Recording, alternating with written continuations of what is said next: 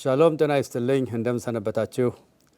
በቅድሚያ እንኳን ለዚህ ለተባረከና ለተቀደሰው የሃኑካ በዓል አደረሰን በማለት ቡራኬን አስተላልፋለሁ።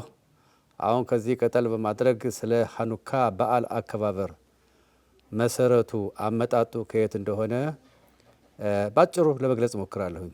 ከ2000 ዘመን በፊት የግሪክ መንግስት ታላቅ በዓለም ላይ የተስፋፋ ኃይለኛ መንግስት ነበረ። አንድ ወቅት ላይ እስራኤልን መጥቶ በመቆጣጠር እስራኤልን ህዝብ ለመጉዳት ወይም ደግሞ የእስራኤልን ህዝብ ኦሪትን እንዳይማር ሻባትን፣ ግርዛትን፣ ኦሪት ትምህርትን፣ ባር ሚጽቫን የተለያዩ ከኦሪት ጋር የተገናኙ ህግጋትን በሙሉ ከለከለ።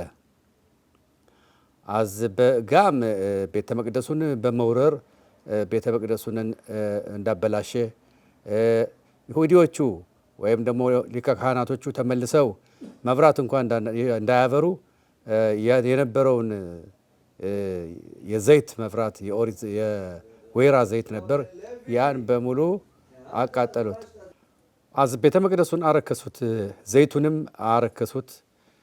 እንደ አጋጣሚ ሆኖ አንድ ዘይት የታሸገ ዘይት አንድ መንቀል ዘይት ተገኘ።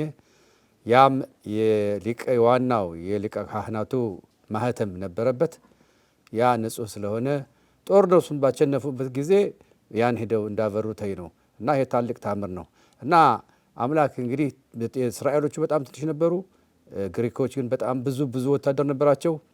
ያንን ካሸነፉ በኋላ ሄደው ቤተ መቅደሱን አጽድተው ያው መብራቱን እንዳበሩ ነው። እና በእውነት አምላክ ትልቅ ውለታ አድርጓል ለእስራኤል። እነሱ ብዙ የጦር ኃይል አልነበራቸውም። የተዋጉት እንኳ እነማን ናቸው? ሊቃውንቶች ብቻ ነበሩ። የሃይማኖት ሊቃውንቶች፣ ካህናቶች ብቻ ነው የተዋጉት ይባላል በዛን ጊዜ። እና ከዛ አንጻር የሃኑካን በዓል እናከብራለን። እና በሃኑካ በዓል ስናከብር ጸሎት አለ። የተለየ ጸሎት እንጸልያለን።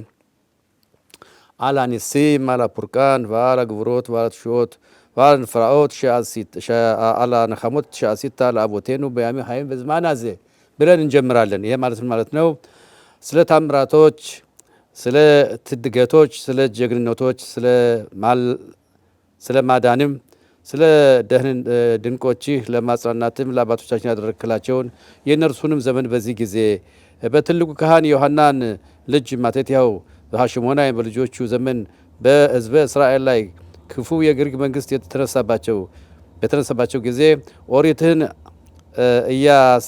ሊያስረሷቸው ከፈቃድህ ሕግጋት ሊያወጧቸው፣ አንተ ግን በርኅራሄ ብዛት በጭንቀታቸው ጊዜ ተቆምክላቸው። ጠባቸውን ተጣላህላቸው፣ ፍርዳቸውንም ተፋረድክላቸው፣ በቀላቸውንም ተበቀልክላቸው። ጀግኖችን በደካማ እጅ አሳልፈ ሰጠህ፣ ብዙዎችን በጥቂቶች፣ ክፉዎችን በጻድቃኖች እጅ፣ እርኩሶችን በንጹሐን እጅ፣ ክፉዎችን ኦሪትህን በሚያጠኑት እጅ። ለአንተም በዓለም ትልቅና የተቀደሰ ስም አደረግህ። ለሕዝብህ ለእስራኤል ትልቅ ማዳንም እንደ ዛሬው ቀን አደረግ። በዚህ በኋላ ወደ ቅዱሳንህ መጥተው ቤተ መቅደሱን አጸዱ፣ መቅደስንም አነጹ። በተቀደሰውም ቅጥርህም ውስጥ መብራቶችን አበሩ። ለማመስገንና ለመሞገስና ለማመስገን እነዚህን 8ቱን የሃኑካ ቀናት ወሰኑ። ታምራትና ድንቅ ሰራህላቸው፣ ታላቁን ስምህም እናመሰግናለን በማለት ጸሎት እናደርጋለን። አሁን ትንሽ ስለ የሃኑካው መብራት አበራር ትንሽ መግለጫ እንሰጣለን። ዛሬ የመጀመሪያው ቀን የመጀመሪያው መብራት ነው የሚበራው። በቀኝ በኩል ነው የሚጀመረው። ከቀኝ ወደ ግራ ነው የሚሄደው። በኋላ ግን የየቀኑን የሚጽቫውን የየቀኑን ካበራን በኋላ እንደገና ወደ ቀኝ እንመለሳለን ማለት ነው። አሁን ባጭሩ አስረዳለሁ። የመጀመሪያው ቀን አንደኛው ሃኑካ ይሄ ነው። ይሄን የመጀመሪያውን ቀን ዛሬ እንባርካለን፣ እናበራለን። ከዛ በኋላ ሻማሽ አለ፣ ሻማሹ እናበራለን። እዚህ ጋር ያለው 7 ነው፣ መሆን ያለበት 8 ነው። ግን ለምሳሌ ብቻ ነው። አሁን ለምሳሌ ያክል ነው ይሄን ማስረዳው።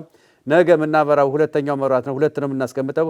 በሁለተኛው መብራት የመጀመሪያ እናበራለን። ከዛ የትላንትናው እናበራለን። ከዛ ሻማሹ እናበራለን። በሚቀጥለው ቀን ሶስተኛው ቀን እንደዚሁ 3 መብራት እናስቀምጣለን። ከሻማሹ ጋር 4 ማለት ነው። የሶስተኛውን ቀን እናበራለን መጀመሪያ። ከዛ በሁለተኛው ቀን ከዛ የመጀመሪያውን ቀን እንመለሳለን እናበራለን ማለት ነው። እንደዚህ እኛን እስከ 8 ቀን እንሄዳለን።